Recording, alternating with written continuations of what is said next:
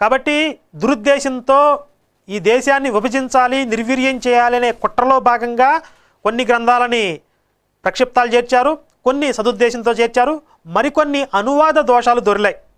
అంటే మూలంలో ఉన్నటువంటి సాహిత్యానికి సరైనటువంటి అర్థం తెలియని వ్యక్తులు దానిని అనువాదం చేసేటటువంటి ప్రయత్నం చేయడం వల్ల కొన్ని దోషాలు వచ్చాయి.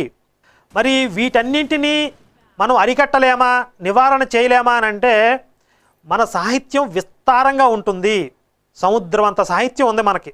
కనుక వాటిని పూర్తిగా అరికట్టడం, నివారించడం సాధ్యం కాదు. మనకి శంకరాచార్యుల దగ్గర నుంచి రామానుజాచార్యుల వారు ఇలా ఆయా కాలాలలో మన యొక్క జగద్గురువులు వాటిని సంస్కరణ చేసుకుంటూ వచ్చారు. శంకరాచార్యుల వారు ఈ మతాలు హిందుత్వానికి సంబంధం లేనివి, ఇవి తర్కబద్ధము కానివి, కాబట్టి ఇవి శాస్త్ర ప్రమాణానికి నిలబడేవి కావు అని చెప్పి ఆయన తన యొక్క కాలంలో సంస్కరణ చేశారు. ఆ తర్వాత చాలామంది పండితులు, గురువులు